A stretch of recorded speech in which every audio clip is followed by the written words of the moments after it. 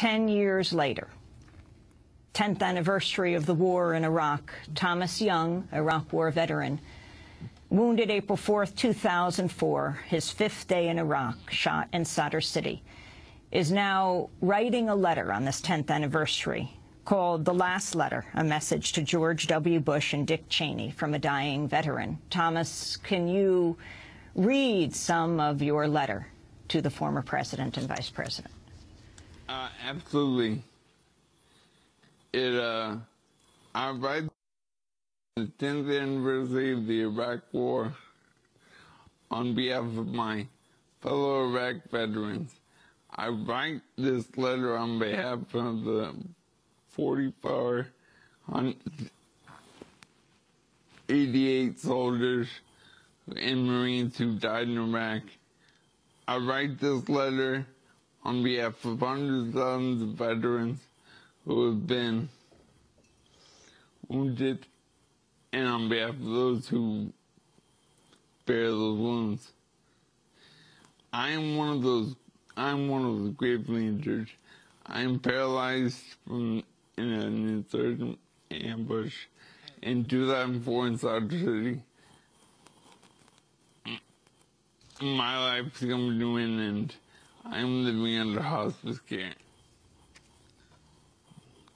I write this letter on behalf of husbands and wives who have lost spouses, on behalf of children who have lost parents, on behalf of the fathers and mothers who have lost sons and daughters, and on the behalf of those who care for the many thousands of my fellow veterans who have brain injuries. I write this letter on behalf of veterans, those veterans whose trauma and self-revulsion for what they have done, witnessed, endured in Iraq have led to suicide, and on behalf of the active duty soldiers and Marines who commit, on average, a suicide a day. I write this letter on behalf of some of the 1 million Iraqi dead, and on behalf of the countless Iraqi wounded. I write this letter on behalf of us all, the human detritus your words are behind, those who will spend their lives in unending pain and grief. Your position of authority, your millions of dollars of public personal wealth, your public relations consultants, and your privilege and power cannot mask the hollowness of your character. You said to us to fight and die in Iraq. After you, Miss Cheney, dodged the draft in Vietnam, and you, Mr. Bush, went AWOL from your National Guard unit. Your cowardice and selfishness were established decades ago. You were not willing to risk yourselves for our nation, but you sent hundreds of thousands of young men and women to be sacrificed in a senseless war with no more thought than takes to put out the garbage. I write this letter, my last letter, to you, Mr. Bush and Mr. Cheney. I write not because I think you grasp the terrible human and moral consequence of your lies, manipulation, and thirst for wealth and power.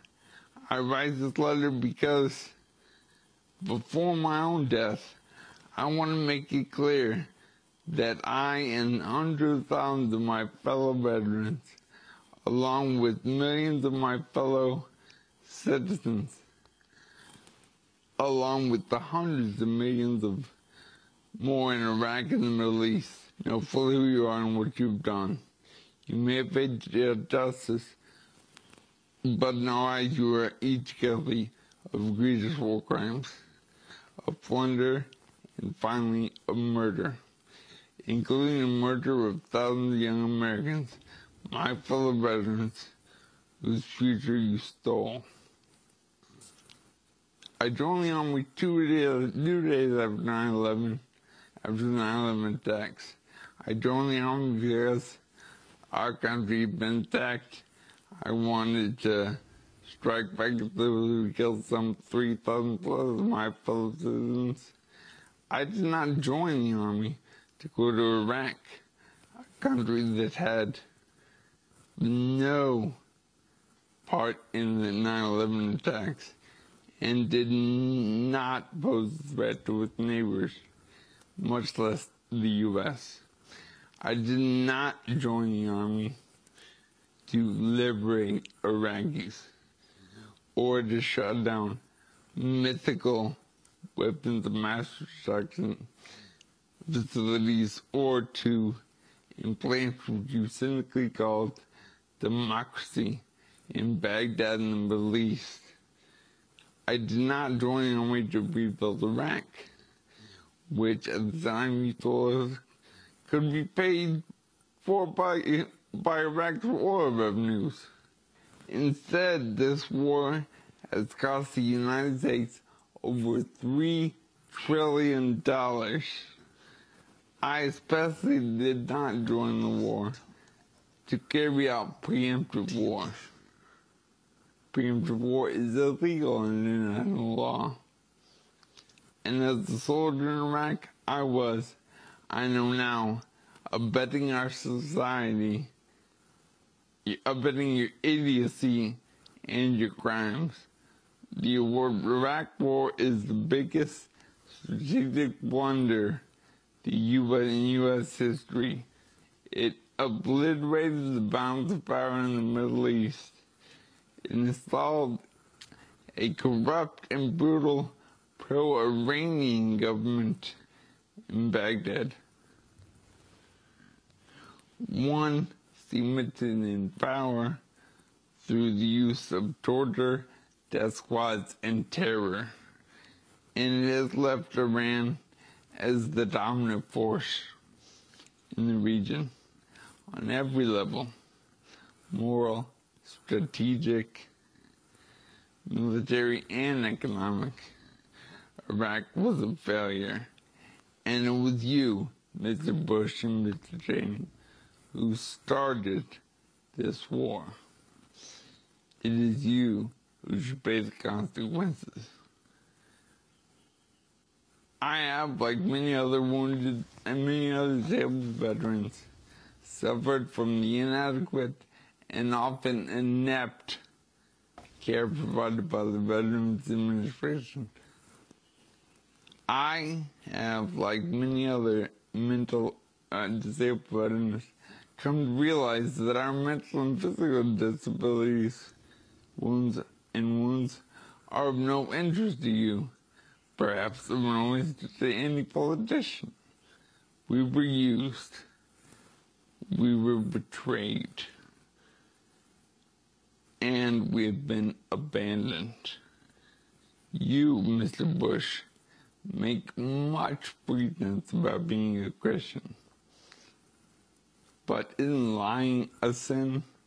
Isn't murder a sin? Aren't theft and selfish ambition sins?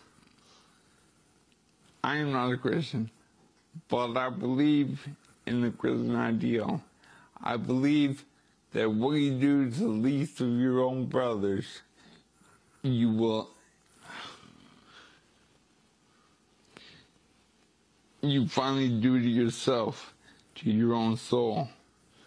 I would not be writing this letter if I'd been wounded in Afghanistan against those forces that carried out the attacks of 9/11. Had I been wounded there, I would still be miserable because of my physical deterioration and imminent death. But I would at least have the comfort of knowing that my injuries were a consequence of my own decision to defend our country. I love the country I love. I would not have to lie in my bed, my body filled with painkillers, my life ebbing away, and deal with the fact that hundreds of thousands of human beings, including children, including myself, were sacrificed by you for little more than the greed of oil companies, for your alliance with the oil seekers of Saudi Arabia, and your insane visions of empire. My day of reckoning is upon me. Yours will come.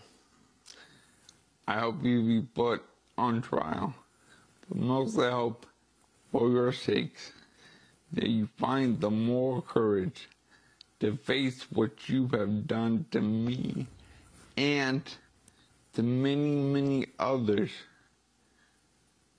who deserve to live.